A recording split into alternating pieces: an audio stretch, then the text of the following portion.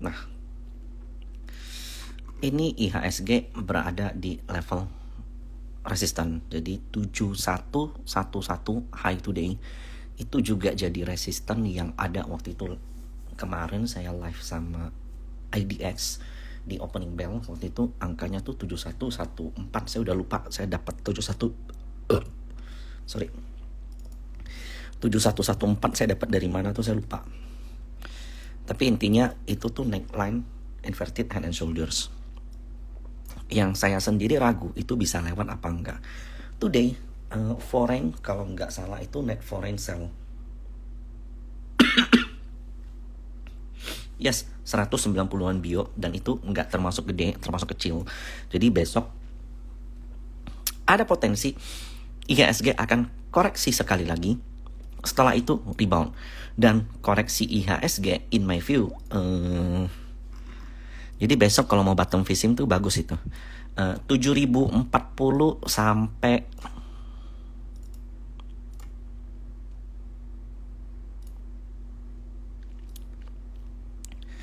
7020. Jadi koreksi IHSG besok di 7040 sampai 7020 itu worth to buy. Jadi begitu ini terkoreksi, kemudian dia mulai rebound. Nah, di areal bottom inilah momen yang tepat untuk melakukan pembelian. Sama apa yang bagusnya dibeli? Pertama, satu, kalau kita bicara saham kecil, tadi itu saya live trade sama Mire, itu saya dapat Karya, dapat MPPA, dapat SCMA. SCMA posisi masih 50-50, MPPA lumayan, sempat 151, Karya yang agak lumayan 3-4-5%-an. Tergantung areal jual di mana. Nah, kalau untuk saham-saham kecil itu karena korelasi dengan IHSG-nya nggak ada, kecil. So, itu naiknya ya acak aja, randomly, bisa naik kapan aja. So, memang everyday itu selalu ada peluang untuk saham-saham yang nggak terlalu ngikutin IHSG. Cuman karena follower saya juga bukan follower yang bisa nangkep momentum setiap hari, nah so akan jauh lebih baik kalau saya tuh bahas yang baik-baik aja gitu, yang saham yang oke-oke aja. Kalau nggak salah, kalian ingat nggak yang saya bilang, saya yakin hari Senin atau hari Selasa MDKA itu BK atau AK itu bakal sell. Kalau kalian ingat ya, karena waktu itu saya bilang biasanya asing tuh masih mode TikTok gitu. Kalau kalian ingat nih, MDKA itu day, BK itu jualan 28 bio. Single seller boleh dikatakan, seller yang paling gedenya itu dia. Dan memang tipikal foreign saat ini tuh masih seperti itu. Jadi ketika nikelnya naik atau ketika IHSG naik ya mereka buy, ketika IHSG-nya koreksi ya mereka sell. So far masih seperti itu karena masih belum ada strong katalis yang kuat untuk IHSG. Nah, benar kan? Ingat kan? Ini top sell kan? Ini saya belum lihat nih. Ini nggak mungkin kan saya bisa prediksi BK bakal jualan hari Selasa, hari Senin gitu. Nggak mungkin. But this is diam-diam aja BK-nya saya. Nggak, jadi ini memang habit atau behavior dari foreign. Jadi memang untuk beli sebenarnya kemarin itu bukan momen yang tepat, tapi today, nah itu jadi momen yang tepat untuk beli MDK. Besok atau today. Alasannya kenapa? Nah, hari ini hitungannya foreign masih net buy di MDKA. Itu karena YU, JT, dan CS yang ini didominasiin foreign itu jumlahnya 37 bio atau 38 bio, sementara seller 28. Jadi masih net 10 bio. Nah, sehingga kalau di Stockbit itu masih net buy. Elsa ambles but is not, nggak jelek menurutku, karena di Q3 hampir semua saham energi, gas, energi itu LK-nya jelek. Jadi tadi itu momen keluar LK. Jadi ya memang momentum lagi jelek aja Elsa. But ini bagus untuk bottoming. Nah, sementara MDKA kita tahu kalau di sini tuh ada gap kecil.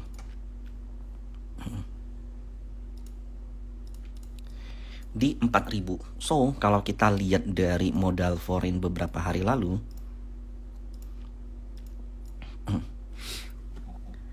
ini BB even di 4.169 dan harga sekarang tuh 4.200. Jadi besok ya, jika turun di bawah 4150,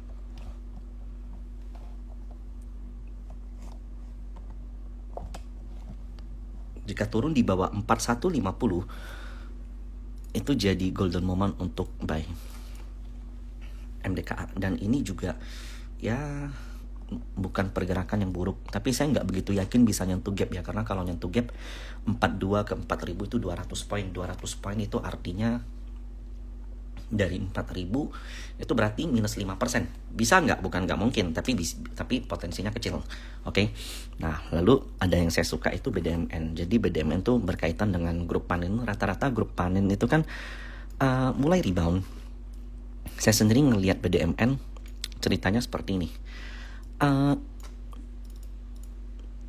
Jadi bukan cuma Elsa ya, Pegas itu juga punya LK di Q3 yang enggak begitu memuaskan. But ini cuma respon sementara untuk saham-saham seperti Elsa, MDKA. Elsa, Pegas, MDC itu long term play, bukan untuk short term. Jadi kalau seandainya ada saat-saat seperti ini, ya itu momen yang tepat untuk beli justru. Nah, jadi BDMN setelah dia sebenarnya ini hitungannya udah nyampe target. Anggaplah 90% capai target, mendekati 4000. Kemudian dia terkoreksi. Koreksi dari BDMN tepat di neckline ascending triangle, dan ascending triangle itu berada di level kurang lebih 3000. That's why saya merekomendasiin ya bisa kita bottom fishing di 3000 sampai 2900. Dan today lumayan di saat market lagi jelek. Di saat market lagi jelek dia dapat spikes. Dan today bayarnya itu foreign di sini. Saya nggak tahu kenapa bisa dibilang foreign, soalnya bayarnya tuh AZ dan KZ. PD harusnya bukan foreign sih, tapi kalau di Stockbit ini hitungannya foreign. Halo Koko Aldo. Lalu itu BDMN. Nah, lalu tadi ada yang nanya ADMR. ADMR still a bull. Dan ada arah ke reversal, cuman buyer today bagus BB. Jadi BB itu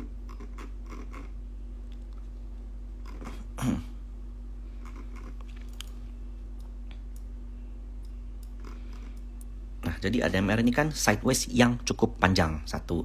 Yang kedua, dia ada gap down di areal ini. Jadi boleh dikatakan kita bisa set target ADMR ke 2100. Nah, untuk areal buy sendiri itu ada di 1800. Hari ini modal BB itu berada di angka 1898 atau let's say 19. Nah, jadi posisi mereka tuh semi-semi profit atau semi-semi enggak gitu. Nah, so ADMR peluangnya untuk ngelewatin 2000 atau nyentuh 2000 itu besar.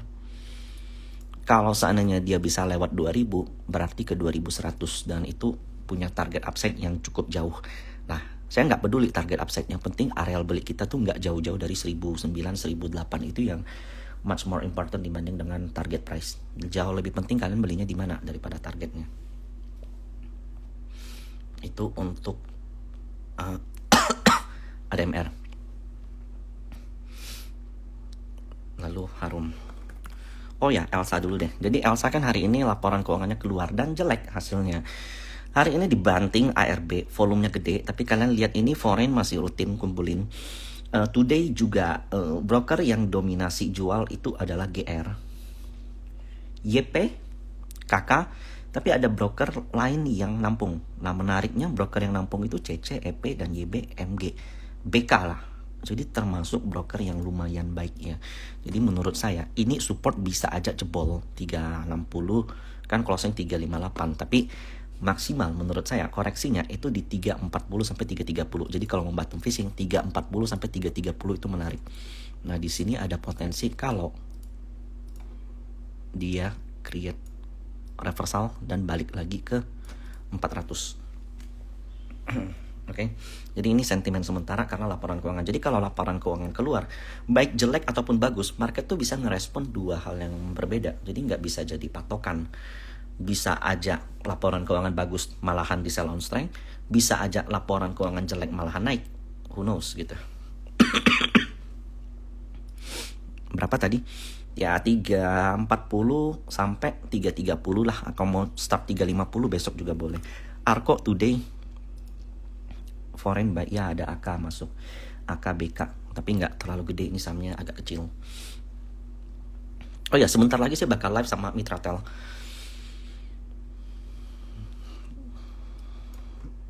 Ya lumayan lah. lumayan ada arah-arah reversal.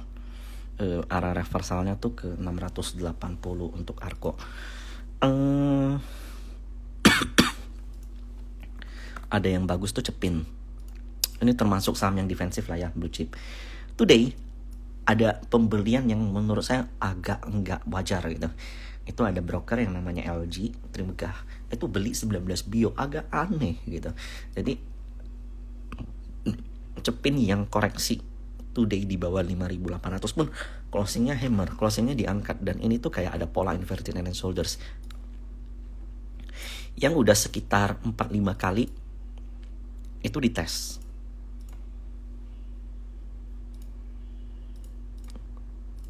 Ini areal sekarang tuh masih akum untuk Cepin. Katalis terus terang saya nggak tahu. But kalau kita berkaca sama price action only, ya Cepin ada punya potensi untuk menembus angka 6.000 ke 6.200. Ini Cepin, jadi areal buy Cepin itu akan jauh lebih baik beli di bawah 58 sampai 56. Elsa udah dibahas tadi 53 berapa tadi tuh. Yang tadi ada lihat komen di bawah lah, malas saya mengulang. Bumi today ini udah 2 hari FZ rutin ngumpulin ya. Tanggal 7 FZ itu Waterfront Sekuritas ngumpulin 62 bio. SQ BCA Sekuritas ngumpulin 48 bio. Per today tambahan pembelian oleh FZ 44 bio, dan ada RF yang menarik. Jadi ada RF di sini dan ada CS, ada SQ lagi. Jadi bisa saya katakan ya, Bumi ini big player itu balik badan nih. Ya setelah kemarin mereka udah sell, today itu mereka balik badan. Dan kalau kita bicara technical analysis ya, Bumi kan last high-nya itu pernah mentok di 200, dan ini arahnya kembali menyentuh 200. Areal buy di berapa? Di bawah 180 sampai 170. Nah, itu menarik untuk Bumi karena kita bisa lihat majority money memang lagi ada di Bumi. Dan itu broker-brokernya itu broker-broker yang menurut saya menarik gitu. Ini sebentar saya coba invite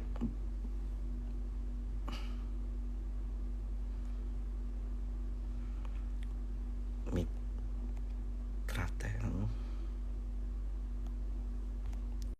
Kita coba lihat Bapak terima gak setelah itu. Ya, saham naik ya karena ada yang beli, jangan ditanya ada apa. Betul, nggak salah. Pak Ani bisa bottom fishing nggak? I don't think so. Safety. Tapi itu nggak jelek. Wait, sabar. Halo Pak Agus. Tes suaranya Pak. Selamat malam. Malam, siap. Michael. Ya, Kedengeran malam ya? kedengaran cukup jelas ini. Oke, ya. Oke, jadi teman-teman, ini sebelumnya saya ucapin thank you untuk Pak Agus dan Mitratel udah kasih kesempatan kita untuk komunikasi sekali lagi. Saya udah pernah sekali nge-live sama Mitratel dan itu atensi dari publik itu very good. Satu. Kenapa? Karena saya matiin komen dulu deh. Nah, jadi kenapa? Karena saat itu di saat semua orang tuh masih bingung tentang bisnis ini, di saat semua orang itu masih bingung tentang Mitratel tuh sebenarnya tuh bisnis apa sih bedanya sama kayak provider seluler. Nah, itu kita dijelaskan dengan very well. Dan kali ini mungkin setelah 2 bulan atau 3 bulan ya saya lupa. Nah, saya dikasih kesempatan lagi untuk bicara dengan VP Investor Relationship dari PT Mitratel yang baru saja beberapa hari lalu mengeluarkan laporan keuangan di Q3. Nah, pertanyaannya begini Pak. Jadi sebelum kita bahas angka yang ada ya. Jadi saya kasih lihat ke teman-teman dulu nih. Ini angkanya. Teman-teman lihat yang di Q3 dari jadi 6, 5, kemudian 4 dan EPS-nya saat ini berada di level 20. Nah, sebelum kita bahas itu dulu nih Pak. Ini yang saya mau tanya tuh. Jadi selama tahun 2022 ini bagaimana kinerja Mitratel? Kemudian ya bagaimana kinerja Mitratel dan kenapa laporan keuangannya kemarin dirilis dan penjelasannya seperti apa, Pak? Baik, baik. Selamat malam. Terima kasih banyak, Mas Michael, Ya, sudah ngobrol-ngobrol dengan kita nih, dikasih kesempatan. Eh, Ya, kita betul sekali baru saja rilis laporan keuangan ya untuk kuartal 3 seminggu yang lalu lah. Jadi masih fresh from the oven nih, Mas. Kalau kita lihat secara umum ya, kinerja Mitratel sangat baik ya. Mungkin kalau kita bicara pertumbuhan gitu, revenue, EBITDA maupun laba bersih ya. Revenue kita tumbuh 11,5%. Ya, EBITDA tumbuh 15,7% dan laba bersih tumbuh 18% lebih, 18,1%. Artinya ini sebutannya mungkin triple double digit gitu ya, baik revenue, EBITDA maupun laba bersih tumbuh double digit. Ya, jadi rasanya kalau kita lihat industri tower ini ya tidak terlepas juga dari potensi pertumbuhan di bisnis seluler ya, yang juga masih tumbuh cukup baik. Kita lihat konsumsi data ya, itu masih tumbuh sangat bagus ya. Perusahaan seluler juga terus berekspansi ya untuk memperkuat jaringannya, yang artinya kebutuhan untuk infrastruktur pendukungnya itu juga masih cukup baik ini ke depan. oke. Nah, Menarik ya, sekali. Itu Pak tadi pertumbuhan yang Bapak bilang mengenai EBITDA, EPS, itu year on year, hmm. kuartal on kuartal atau gimana, Pak? Ini year on year, year on Oh, year. oke. Kita juga ya, kita juga bisa lihat secara quarterly basis juga tumbuh positif ya, Mas Michael. Tadi kalau kita lihat secara year on year tumbuh 11,5%. Secara key on key ya, Q3 dibanding Q2 tumbuh juga positif. Memang kalau kita lihat secara blended itu tumbuh 1,3%. Tapi kalau kita lihat lebih granular gitu ya, kita ngelihat tower leasingnya saja itu tumbuh sekitar 5%. Ya, jadi pertumbuhan Q-on-Q-nya pun juga tumbuh bagus gitu. Karena Mitratel ini kan tentunya bisnisnya penyewaan menara ya, dari tower leasing tadi ya. Memang ada bisnis lain gitu ya, seperti reseller gitu, yang memang trennya menurun karena kita berpindah ke penyewaannya, ke tower leasing. Nah, ini tumbuh lima Oke. persen. Ya, jadi bukan cukup baik, Ya. Mas Michael. Jadi begini Pak, karena kan banyak nih follower-follower kita nih yang ngelihat, mereka ngelihatnya tuh di RTI doang Pak. Kalau di RTI kok Oke. angkanya malah menurun, nggak Ya, bertumbuh gitu. Itu ya, ya, tadi ya. ada penjelasan mengenai kayak apa yang tadi namanya, boleh coba dijelasin lagi Pak? Saya kurang ngerti Ya, soalnya. Hmm. oke, baik, baik. Jadi revenue Mitratel itu ada beberapa sumber pendapatan di sana, ada Oke. beberapa segmen Hmm. katakan begitu ya. Hmm. Ada dari tower leasing atau penyewaan menara ya. 80% lebih pendapatan Mitratel itu dari sana, dari penyewaan menara. Oke. Terus Hmm. ada kita menyebutnya reseller gitu ya. Jadi kita membantu pemilik menara untuk mendapatkan tenant gitu ya. Dan yang satunya lagi adalah tower related business. Ini kita ada manage solution gitu ya, melakukan maintenance jaringan misalnya, itu juga kita melakukan pekerjaan seperti itu. Jadi tentunya kita ketika melihat tower leasing misalnya, karena kita menambah tower ya, menambah tenant, itu tercermin di tower leasing ini, di bisnis tower leasing ini, penyewaan menaranya. Oke. Yang Oke. tadi yang kami sampaikan secara Q on Q tumbuh 5%. Kalau secara year on year itu bahkan tumbuhnya 17% ya, dari tower leasing ini. Kalau kita lihat lebih granular gitu ngelihat tower leasingnya. Oke, berarti pendapatan tower leasingnya tuh meningkat gitu Pak ya? Betul, betul sekali, Mas Michael ya. Tapi pendapatan tower leasing meningkat, tapi penyewaan menaranya yang menurun mungkin seperti itu. Uh, Iya, penyewaan menara tower leasing ini sama. Tadi yang menurun Oke. itu reseller, namanya ada bisnis, kita menyebutnya reseller ya, yang memang turun karena beberapa waktu yang lalu kita mengakuisisi tower yang sebelumnya itu kita bantu resell ini, sekarang menjadi tower kita sendiri, sehingga masuk ke dalam revenue penyewaan menara tadi, tower leasing tadi, Mas Michael. Oke, jadi Ya. setelah diakuisisi tower ini dan Hmm, itu masuk ke ya, revenue reseller. penyewaan Nah, menara, betul. nah, sehingga kalau Betul. lihat dari laporan keuangan memang terlihat menurun, padahal sebenarnya tuh itu meningkat gitu Pak. Nah, saya tuh masih ingat Pak, sekitar 2-3 bulan lalu saya live sama Mitratel. Jadi akuisisi menara waktu itu tuh dibilangnya kalau nggak salah 5.000 ya. Kita yang baru selesai akuisisi bulan Juli kemarin 6.000, Mas Wow, Michael. Kita 6.000 berhasil itu. mengakuisisi 6.000 tower ya Dan di itu yang akhir terbesar Juli di Asia kemarin. Tenggara kalau nggak salah. Saat ini ya salah satu yang terbesar saya rasa di Asia Tenggara ya. Saat ini Hmm. Mitratel punya 35.000 ya tower, Mas Michael.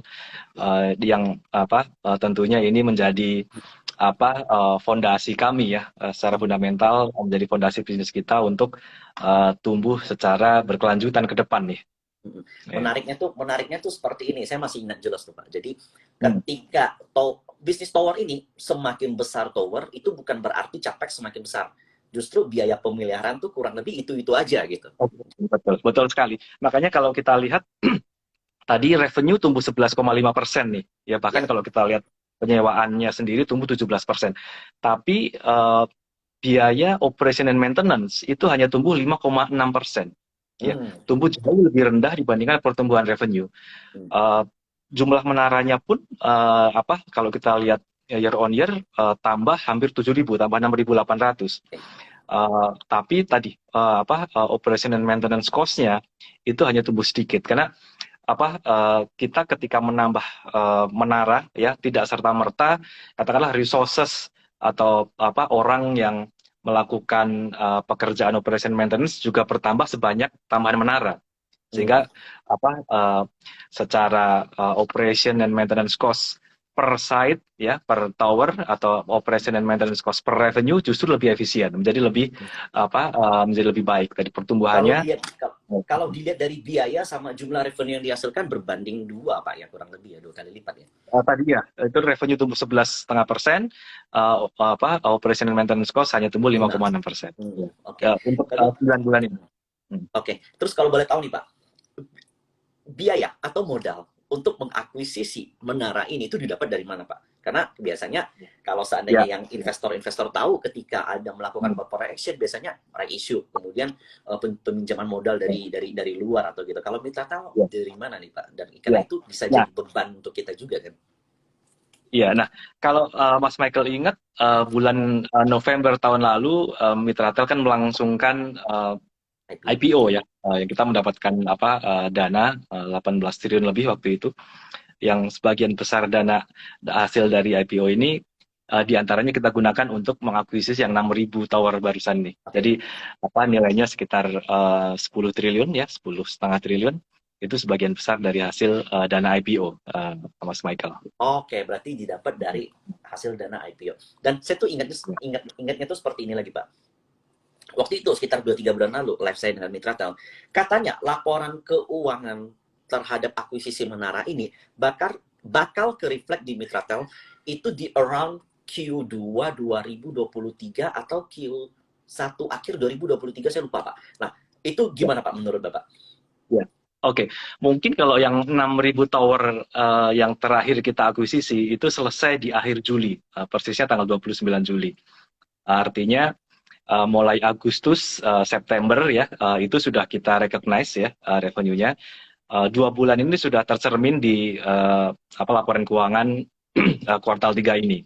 Memang belum full year tentunya, karena baru akan tercermin full year tahun depan tentunya ya, mulai 2023 akan sudah mulai tercermin full year-nya gitu. Ya, tapi artinya 2 bulan kemarin setelah kita akuisisi di akhir Juli, itu sudah kita recognize ya, sudah kita catatkan revenue-nya di bulan September ini, Mas Michael. Berarti bisa saya ekspektasikan kalau di Q4 3 bulan berturut-turut itu 6.000 tower itu bakal masuk revenue-nya nanti. Sudah mulai, iya betul, betul. Oh, oke. Q4 sudah tercatat semua, betul, Mas Michael ya. Apa total menara yang diakuisisi ini udah final, Pak? Tentu masih ada, kita juga masih explore ya opportunity di market, seandainya ada yang katakanlah menarik gitu ya, valuasinya bagus gitu. Kita masih lihat-lihat, Mas Michael, kita masih explore ya. Jadi ya mungkin memang pilihan yang tersedia tidak sebanyak tahun-tahun sebelumnya ya, karena kalau Mas Michael lihat kan dalam mungkin 3-4 tahun terakhir ini industri tower ini cenderung berkonsolidasi ya, Ya. kita mengakuisisi beberapa towerco yang lain juga melakukan akuisisi gitu. Jadi sudah cukup berkonsolidasi, tapi masih ada ya, masih ada yang tersedia, masih ada barang lah gitu di market lah kira-kira.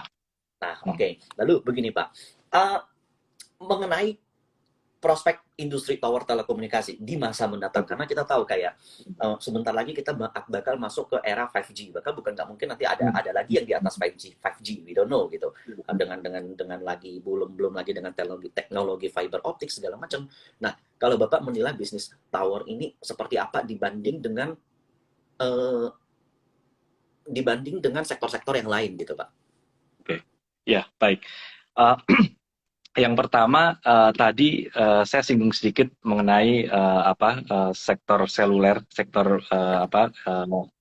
bisnis seluler yang masih tumbuh gitu ya, dan yang barusan Mas Michael sebutkan ya, teknologi baru 5G yang sebentar lagi mungkin akan digelar dengan lebih masif, itu juga aspek yang penting sekali yang mempengaruhi industri tower, karena karakteristik teknologi 5G ini mereka memerlukan kerapatan BTS. Jadi gampangnya perlu tower lebih rapat gitu, lebih banyak gitu. Sehingga dengan kata lain demand untuk tower ini secara teori ke depan juga akan lebih baik lagi. Ya, mungkin kalau kita lihat karakteristik industri tower itu sendiri ya, penyewaannya gitu misalnya, itu kan jangka panjang ya, kontraknya juga jangka panjang, sehingga ketika ada siklus ekonomi yang mungkin sedikit downturn gitu. Ini sekarang belakangan ini kan orang bicara resesi gitu ya, bicara inflasi gitu. Pak. Nah ini sektor tower ini termasuk yang resilient lah kita menyebutnya, karena tadi kontraknya jangka panjang dan tenant-tenant Mitratel juga perusahaan-perusahaan dengan credit quality yang cukup baik gitu. Jadi saya pikir dari beberapa sudut pandang kami rasa Mitratel ya memiliki sustainability yang cukup baik lah, memiliki prospek yang cukup baik. Oke, jadi gini Pak, tadi Bapak singgung nih, sensitif nih yang mengenai resesi nih, karena banyak yang masih emosi nih Pak kalau kita bahas resesi nih Pak. Jadi tahun 2023 bukan Pak Jokowi, Sri Mulyani, lebih banyak yang lain banyak yang bilang kalau itu bakal jadi masa yang kelam gitu. Nah, bahkan sampai ada yang kayak, wah ini bisnis pun mungkin susah bertahan. Nah, kalau di kacamata saya, kenaikan 2023 yang ditakutin itu selain dari inflasi kan kenaikan suku bunga Pak. Berarti perusahaan-perusahaan yang punya debt besar, yang harus membayar hutang lebih besar bunganya, itu bakal kena imbas. Nah, how about Mitratel? Apakah kenaikan interest rate itu efek ke earning dari Mitratel or gimana Pak? Ya tentunya ada dampak terhadap seluruh perusahaan yang memiliki hutang gitu ya. Tapi kalau kita lihat Mitratel ya, Mas Michael, posisi hutang kami itu jauh lebih rendah dibandingkan industri. Ya. Kalau kita lihat parameter penting hutang, berarti secara amount sendiri hutang Mitratel itu sekitar 15 triliun. Ya, itu kurang dari tengahnya ekuitas Mitratel yang 33 triliun. Karena tadi ada parameter hutang yang biasa digunakan, misalnya debt to equity ratio gitu ya, atau hutang berbanding ekuitas, itu kita kurang dari setengah tuh, artinya tadi kurang dari 0,5 kali. Ada juga parameter hutang terhadap EBITDA atau debt to EBITDA, Mitratel saat ini sekitar 1,7, itu juga 1,7 kali, itu juga jauh di bawah rata-rata industri, sehingga itulah kenapa ada pengaruh ya sedikit, karena tentunya cost of debt Mitratel pun juga mengalami kenaikan lah, karena JIBOR naik, suku bunga naik, tapi relatif manageable gitu, relatif moderat, karena tadi posisi hutang Mitratel yang relatif rendah saat ini. Selain itu salah satu concern market juga belakangan ini kan US dollar ya, US dollar yang menguat gitu ya, kemarin sempat 15.700 gitu. Nah, hutang Mitratel itu 100% dalam rupiah currency-nya, karena memang pendapatan kita juga seluruhnya rupiah, tidak ada currency mismatch di sini sebutannya gitu, sehingga dalam konteks US dollar mengalami kenaikan ini Mitratel relatif immune lah, relatif aman begitu ya. Jadi Kalau ya saya mudah-mudahan. Kalau saya nggak salah Pak, waktu itu tuh mitra pengembangan mitra tel itu ke depan fokusnya tuh bukan di luar Pulau Jawa ya Pak, kalau nggak salah Pak ya. Ya, I'm ya right. kita mix. Ya tentunya kalau kita lihat profil sebaran tower kita ya dari 35.015 tower itu sekitar 58%-nya itu di luar Jawa. Ya. Artinya kita memiliki coverage ya nationwide lah ya, seluruh wilayah Indonesia kita punya site ya di lokasi-lokasi yang strategis. Artinya pada saat operator seluler ingin berekspansi ke termasuk keluar Jawa ya, Mitratel memiliki posisi yang baik gitu untuk melayani mereka. Tentunya bukan berarti di Jawa tidak ada opportunity, karena penguatan jaringan itu juga dilakukan di Jawa ya oleh para operator seluler. Jadi kita pun juga punya ekspektasi bahwa baik Jawa maupun luar Jawa ini masih ada opportunity untuk baik itu kolokasi maupun menambah tower baru, Mas Michael. Apalagi jumlah pengguna seluler dan internet yang ada di Indonesia jika dibandingkan dengan jumlah penduduknya itu masih amat minim ya Pak ya, kalau nggak salah Pak ya. Ya ada beberapa parameter yang kita lihat lah. Misalnya seperti, jadi kalau kita lihat density tower di Indonesia itu relatif lebih rendah dibandingkan negara tetangga yang mungkin tingkat GDP-nya sama gitu seperti Thailand gitu. Kita jauh lebih rendah density tower per population gitu ya dibandingkan Thailand atau dibanding Malaysia jauh lebih dense, lebih Kalau boleh tahu angkanya Pak? Kita sekitar mungkin 2 kali sama Thailand itu mungkin 2 kalinya gitu. Sementara saya ada berarti begini ya teman-teman.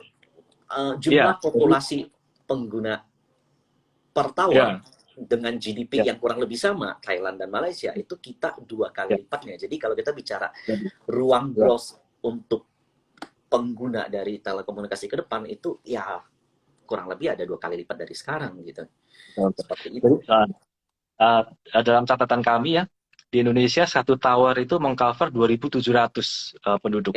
Di Thailand itu mengcover 1.300 penduduk satu tower. Di Malaysia bahkan kurang dari 1.900 penduduk. Jadi masih jarang lah gitu sebaran tower di Indonesia gitu. Jadi itu salah satu parameter yang dilihat. Ada juga tower terhadap SIM card seluler itu juga di Indonesia masih relatif masih satu tower itu mengcover 3.300 SIM card di Indonesia. Thailand mengcover 1.900, di Malaysia hanya 1.100. Jadi itu juga artinya opportunity untuk tumbuh di Indonesia ya dalam konteks industri tower itu masih cukup baik. Menarik sekali Pak. Jadi padahal kita GDP-nya kurang lebih dan jumlah struktur negaranya juga kurang lebih, tapi jumlah penggunanya tuh bisa beda jauh Pak ya. Kalau menurut Bapak itu terjadi karena apa Pak ya? Apakah karena UMR kita yang kurang atau GDP kita memang masih kurang tinggi atau gimana Pak? Ya saya pikir banyak hal ya. Tapi kalau kita lihat Malaysia memang udah sedikit lebih mature ya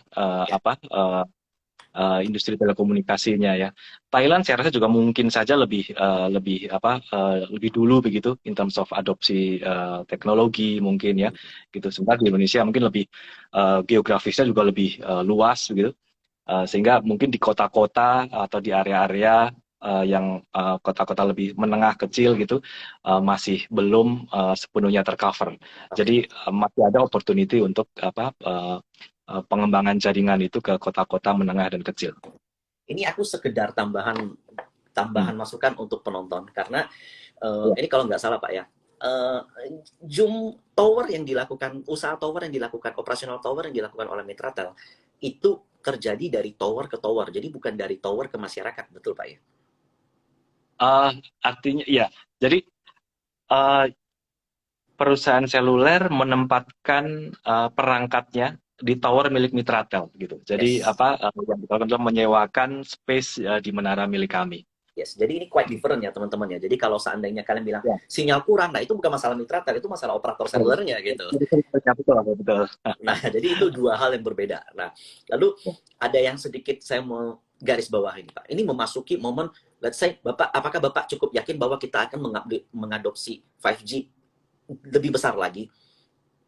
Ya, di Indonesia 5G ini masih early ya, masih tahap awal. Sebenarnya Telkomsel sudah melakukan 5G, tapi masih terbatas di beberapa kota, di beberapa area. Saya rasa uh, ekosistemnya di Indonesia masih belum cukup masif begitu, termasuk misalnya ketersediaan handset gitu, handset 5G kan belum cukup banyak gitu ya. Mungkin juga use case itu misalnya digunakan untuk apa? Misalnya apakah untuk robotik, apakah untuk smart home gitu. Ngerti. Ya, penggunaan dari 5G ini akan digunakan apa itu use case. Nah, ini mungkin belum cukup besar gitu, sehingga nanti pada saat ekosistemnya ready ya, saya rasa termasuk dalam hal spektrum gitu ya, saya rasa akan lebih masif digelar teknologi 5G. Mungkin Internet of Things lah istilahnya tuh, kayak smart home gitu. Betul. Nah, itu juga salah satu use case-nya 5G itu, Mas Michael. Berarti mungkin kebanyakan rakyat Indonesia gunain internetnya tuh untuk Netflix kan, atau enggak YouTube gitu. Jadi 4G itu cukup gitu. Iya betul. 4G kalau hanya sekedar untuk streaming YouTube gitu udah cukup. Terus satu lagi Pak, ini pertanyaan awam nih Pak. 5G apakah perlu infrastruktur fiber optik atau dengan menara aja cukup Pak? Ya, fiber optik juga sangat penting ya. Jadi mungkin ini juga menjadi salah satu bisnis berikutnya yang Mitratel akan kembangkan, karena 5G itu memerlukan latensi yang rendah, sehingga istilahnya kalau di industri seluler itu transportnya itu juga harus berkapasiti tinggi, dan salah satu yang mensupport itu adalah fiber optik. Nah, dalam kaitan itu mulai awal tahun ini Mitratel juga membangun fiber optik, jaringan fiber optik ya, dan harapannya hingga akhir tahun ini kita sudah bisa menyelesaikan sekitar 9.000 km fiber optik. Hingga September kemarin, bulan September lalu kita sudah selesaikan hampir 6.000 km lah, sekitar 5.900-an ribu kilometer, sehingga ini akan jadi lini bisnis baru bagi Mitratel. Sekaligus ini Mas Michael, jadi ini adalah part of solution gitu yang kita berikan kepada operator seluler. Jadi kita tidak hanya menyediakan menara saja, tapi juga beserta connectivity-nya gitu.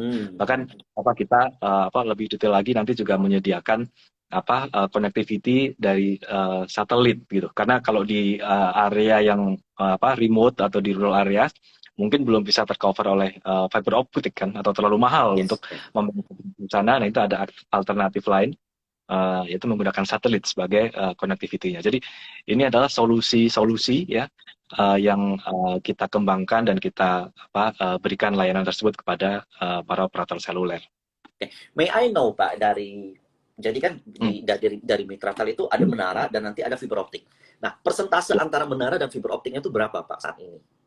Ya, untuk saat ini revenue dari fiber optik belum besar, karena tadi baru tahun ini kita mulai bisnis ini gitu ya, dan ketika selesai juga biasanya ada namanya trial period gitu ya. Jadi mungkin tahun ini belum banyak, tapi harapannya mulai tahun depan sudah mulai ada revenue dari fiber optik, meskipun dalam hal porsi yang masih kecil, karena penyewaan menara kan jauh lebih besar ya, itu bisnis utama Mitratel ya.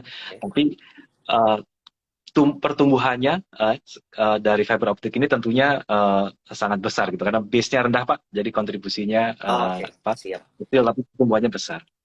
Dan mungkin cost-nya akan jauh lebih besar kali ya kalau seandainya pengembangan fiber dilakukan dalam tentu memerlukan tentu memerlukan capital expenditure, Mas Michael, perlu capex. Tapi tadi karakteristik bisnis fiber optik ini juga memberikan return yang sangat baik lah, yang cukup baik. Oke, menarik sekali nih Pak.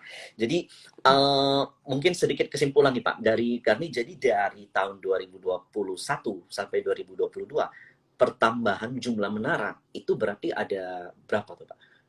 Jadi total Sekitar 6.800 tower ya, karena ada 6.000 tambahan tower dari akuisisi ya. Jadi kira-kira 6.800 tower pertambahan tower dari September tahun lalu ke September tahun ini, Mas. Oke, jadi ada penambahan 6.800 dari total berapa, Pak? Saat ini menjadi 35.000, tepatnya 35.015 tower. Oke, berarti ada penambahan kurang lebih 20 atau 30% ya dari total menara yang ada. In terms of persentase, mungkin nanti kita ya. Jadi ada tambahan tepatnya 6.845 tower baru ya, di 9 bulan ini ya. Dari sebelumnya 25.000. Betul. Tepatnya sebelumnya 25.000 berapa? 6845, mungkin kita bisa hitung. Ya, berarti secara persentase meningkat kurang lebih 26% ya, kalau kurang lebih. Kita 26% ya. Ya, kurang lebih 26%. Dan tentunya karena bisnis ini dengan cost dengan biaya pemeliharanya tuh nggak begitu inline ya, kurang lebih 2 kali lipat. Nah, so bisakah saya asumsikan bahwa nanti di Q4 laporan keuangan yang ada di Mitratel akan jauh lebih baik dibanding dengan, saya nggak bicara tahun lalu, karena kalau dari tahun lalu jelas lebih baik, tapi dari Q1, Q2, dan Q3, Pak. Betul. Karena kalau kita lihat, tadi saya sampaikan sampai 9 bulan ini revenue tumbuh 11,5% gitu ya. Ntar kita guidance di full year tahun 2022 itu revenue tumbuh 12%, sekitar 12%. Artinya di Q4 itu akan ada kenaikan yang lebih baik dibandingkan kuartal sebelumnya, Mas Michael. Dan berarti di tahun 2023 akan jauh lebih baik lagi, Pak, karena revenue-nya bakal tercatat full kan ya di Q1, Q2, Q3, even sampai Q4. Tahun depan akan kita yakin masih tumbuh positif, Mas Michael. Kita masih belum sampaikan guidance untuk tahun depan karena masih dalam proses penyusunan bisnis plan-nya tahun depan. Biasanya awal tahun kita sampaikan guidance untuk tahun 2023 ya. Tapi kami yakin bisnis kami masih tumbuh cukup baik lah tahun depan. Oke. Jadi teman-teman, kalau teman-teman lihat di RTI, memang terlihat Q per Q-nya itu turun pendapatannya. Tapi kalau kita coba bedah lebih dalam, nah itu ternyata terjadi karena tadi Bapak udah jelaskan kalau itu terjadi karena ada proses transisi akuisisi, kemudian untuk penyewaan ke tenant seperti itu. Iya. Dan saya kurang tahu, mungkin di RTI juga ada adjustment atau formula tertentu dalam menghitung gitu ya, karena kelihatannya agak sedikit berbeda nih angkanya. Tadi kalau Mas Michael sebutkan Q on Q turun di RTI ya. Menurut catatan kami sih seharusnya tetap tumbuh. Oke. Nah, lalu aku mau bahas harga sahamnya nih, Pak. Jadi untuk Mitratel sendiri ya, waktu itu live dengan saya, itu posisinya tuh di areal-areal ini, Pak.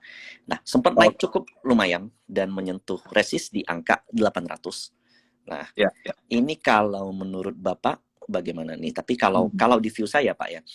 Nah, ini buat teman-teman nih, kalau di view saya, menariknya Mitratel itu apa? Karena dia berada di 2 titik low sebelumnya. Yang low pertama itu ada di sini. Nah, low kedua itu ada di sini.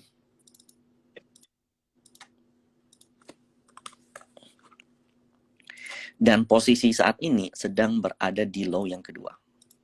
Nah, jadi kalau secara risk dan reward, nah saat ini cukup rendah resikonya dengan potensi reward yang lumayan, yaitu di angka 800. Nah, sementara maksimal low kedua, terakhir kita tahu Mitratel pernah diperdagangkan di angka 640, dan itu titik lowest Mitratel yang pernah ada. Dan posisinya itu ya cukup menarik untuk di areal low yang ada, seperti itu, Pak Agus. Ya, kelihatannya kalau analisis teknikal Mas Michael lebih jago lah ini. Iya. Oke, thank you. Jadi kita udah bahas tentang harga sahamnya. Nah, so next yang mau saya sampaikan, kira-kira Pak, untuk para investor Mitratel yang ada, yang lagi nonton nih, apa yang membuat kayak kami itu masih worth untuk membeli saham ini atau untuk keep saham ini, Pak? Ya, baik, terima kasih Mas Megal ya. Saya rasa kalau kita melihat fundamental perusahaan Mitratel ini ya, saat ini kita lihat masih sangat kuat ya. Kita lihat dari sisi industrinya masih tumbuh, dan kita lihat juga bagaimana Mitratel mengembangkan portofolionya ya, untuk katakanlah menyongsong teknologi baru gitu ya. Kita terus berinvestasi ya, membangun infrastruktur pendukung industri telekomunikasi yang prospeknya masih sangat baik ya, sehingga dalam jangka menengah, dalam jangka panjang Mitratel masih akan tumbuh secara berkelanjutan.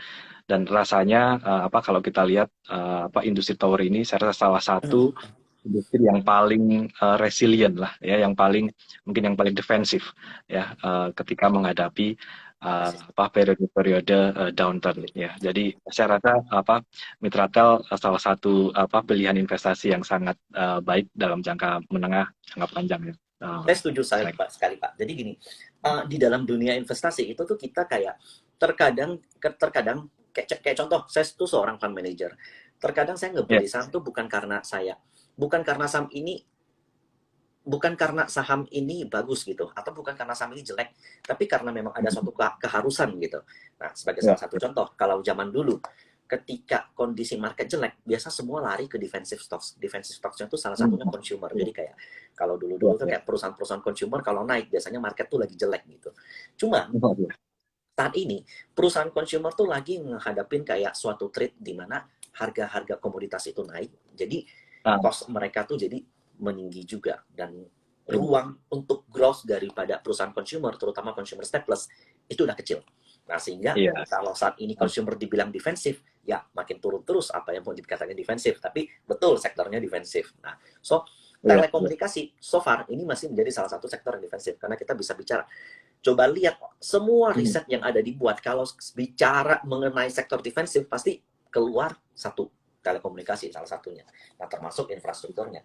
Yang paling penting sebenarnya yang kita cari itu harus ada ruang growth-nya. Cuman, to be honest, memang perusahaan telekomunikasi dia punya growth, tapi memang secara bertahap. Jadi bukan yang langsung pleng, langsung turun kayak begitu. Jadi memang untuk mendapatkan pendapatannya tuh kayak pertama pendapatan dari sewa tenan gitu.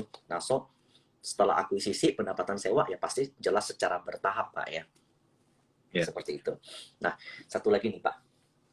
Waktu itu saya ingat tuh, saya live sama Mitratel.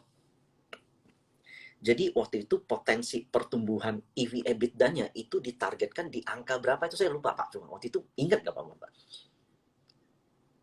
Oh, ini saya kebetulan waktu itu nggak ngikutin waktu Mas Michael ini ya, Mas Michael. Nggak apa-apa Pak. Kalau target perusahaan sendiri untuk saat ini EBITDA-nya di berapa Pak? Nah, kalau kita bicara tadi akhir tahun akhir tahun 2022 atau full 2022, ini kita bicara EBITDA mungkin di kisaran 6 triliun. Oke. Mas Michael. Jadi kita kan September ini 4,4 triliun ya EBITDA kita ya, itu tumbuh sekitar 15,7% gitu ya. Saya rasa cukup on track untuk kita hingga akhir tahun ini di kisaran sekitar 6 triliun EBITDA-nya. Oke. Jadi untuk teman-teman ketahui, untuk perusahaan-perusahaan pertoran, tele, itu biasanya ngitung valuasinya memang pakai EBITDA, karena kalau itu PBV pasti tinggi gitu, karena mereka punya aset yang tinggi, itu kalau dimasukin ke dalam valuasi masih jadi sebuah beban gitu. Nah, so kita udah lihat kalau nanti ke depan ya, Mitratel itu ke depan akan fokus untuk mengembangkan jumlah menara dan menghadapi 5G, itu berarti akan meningkatkan fiber optik di tahun ke depan. Dan laporan keuangan berarti sekarang jumlah menara 31 ribuan gitu Pak. 35 ribu. 35.000 Mas. Oke, dan itu bakal ke reflect di laporan keuangan full itu mulai tahun depan. Nah, so nanti moga-moga Pak kita bisa live lagi Pak ya untuk nginget momen ini Pak. Lagi nanti Mas Michael. Ya. Nah, kemudian ini ada titipan pertanyaan nih Pak. Nah, jadi ini sebenarnya saya nggak boleh sih bahas ini, tapi mumpung masih ada waktu Pak. Gini Pak, jadi kan Mitratel sendiri dengan jika dibandingkan dengan operator atau company yang sama di satu sektor, nah itu merupakan pelaku utama Pak ya, atau sorry bisa dikatakan main player yang paling gede gitu kalau dibanding dengan rasio jumlah aset, kemudian jumlah earning, kemudian jumlah pendapatan gitu Pak. Secara jumlah tower saat ini Mitratel yang terbesar ya dengan 35.000 tower tadi, 35.000 lebih ya. Kita yang terbesar di Indonesia. Mungkin kita bisa dengan mudah mencari tahu lah nomor 2 dan nomor 3 terbesarnya mereka punya berapa tower gitu ya. Lalu saat ini Mitratel yang paling besar Pak Michael. Oke. Dan untuk diketahui juga Mitratel itu memiliki market cap 58 triliun dan itu termasuk 60 triliun ya. Ya, dan itu termasuk market cap yang besar di IHSG. Jadi kalau udah di atas 10 triliun itu udah termasuk bisa dikatakan blue chip lah seperti itu. Dan Mitratel ini anak usaha daripada Telkomsel, betul Pak ya? Telkom. Kita sekitar 72% dimiliki oleh Telkom, betul. Ya. 75% dimiliki oleh Telkom. 72%, sekitar 72% dimiliki oleh Telkom. Telkom kami. Nah, kalau boleh tahu Pak, nanti ke depannya apa yang bakal difokuskan oleh Mitratel di tahun 2023 Pak? Jadi kalau tadi kan kita udah ngebahas tentang 2023 yang resesi, yang gelap gitu. Kemudian fokus dari penambahan menaranya kan ini udah mau selesai nih Pak, fokusnya nih. Berarti harusnya ini udah saatnya tahun depan untuk cari duitnya nih Pak. Gimana Pak? Ya, jadi tentunya Mitratel masih akan pertama menambah jumlah tower ya, baik melalui pertumbuhan organik artinya kita membangun tower baru ya, ataupun melalui aktivitas inorganik atau kita melakukan akuisisi apabila ada opportunity. Selain itu colocation itu artinya menambah tenant di tower yang sudah kita miliki. Jadi kalau di industri tower ini tenancy ratio itu sangat penting, parameter yang sangat penting ya. Jadi saat ini menjadi fokus kita untuk meningkatkan tenant ratio karena itu nanti akan implikasinya akan menambah profitabilitas Mitratel ya dan seterusnya. Jadi ini merupakan hal yang sangat penting di industri ini. Dan yang ketiga tadi kita melengkapi portofolio bisnis kita ya, solusi yang kita berikan kepada para operator seluler termasuk diantaranya fiber optik. Nah ini salah satu lini bisnis yang kita akan semakin perkuat di masa-masa mendatang. Tahun depan tentunya kita juga akan teruskan membangun bisnis fiber optik ini, Mas Michael. Oke, siap. Jadi terima kasih Pak. Jadi ini ada sedikit kata yang menarik nih. Tadi buat teman-teman ketahui, jadi kalau seandainya ada satu menara yang berdiri, dia cuma disewain ke satu, itu kan rugi Pak. Tapi kalau disewain rame-rame kan itu lebih untung. Nah, jadi tenancy rasio itu seperti itu Pak ya. Ya. Oke, jadi selain dari menambah jumlah menara juga tenancy rasio. Jadi tenancy rasio itu penting untuk pertumbuhan bisnis pertoweran. Kenapa? Karena semakin besar tenancy rasio, cost-nya kan nggak terlalu gede, nggak inline dengan earning-nya. Iya, ya betul. Itu akan menambah profitabilitas baik dari sisi EBITDA, apalagi juga ke bawah sampai laba bersih. Dan klien utama Mitratel itu Telkom Pak ya? Induk sendiri. Telkomsel. Jadi ya Telkomsel lebih dari setengah pendapatan Mitratel atau 55% pendapatan Mitratel itu datang dari Telkomsel Pak, betul. Jadi salah satu perusahaan seluler terbaik di dunia barangkali ya. Oke. Betul. Jadi buat teman-teman ketahui kalau seandainya nanti kita udah pakai sama 5G, nah bapak-bapak inilah yang nyiapin infrastrukturnya gitu, bukan operatornya gitu, bapak-bapak inilah yang nyiapin. Jadi operatornya tuh nyewa sama bapak-bapak ini gitu. Betul. untuk Oke, sewa. oke Pak. Ini nggak kerasa Pak, udah hampir 50 menit atau hampir 1 jam kita bersama. Saya ucapkan thank you banget Pak. Terima kasih banyak Mas Michael. Ya, mudah-mudahan Ya, nanti di Q4 kita bisa ngobrol-ngobrol lagi Mas Michael. ya. Jadi saya berharap nanti di Q4 kita bisa paparin lagi nih apa yang kita bicarain hari ini. Tapi perlu waktu ya, 3-4 bulan lah kita kasih lihat bagaimana laporan keuangan yang ditampilkan di Q4. Dan saya lebih penasaran lagi apa yang terjadi nanti di Q1, Q2, Q3, dan Q4 di tahun 2023. Karena itu artinya full year udah bisa berfokus untuk mendapatkan earning. Jadi nanti yang akan tampil di RTI itu pasti beda lagi tuh nanti. Akan jauh lebih spice, dan itu yang saya tunggu gitu. Jadi saya ucapkan thank you Pak Terima kasih. untuk Terima kasih kesempatannya malam ini. Dan selamat malam untuk semuanya dan sehat selalu. Sehat selalu Mas Michael. Ya, terima kasih semuanya. Ya, izin. Mohon izin untuk saya leave Mas Michael. Siap Mas.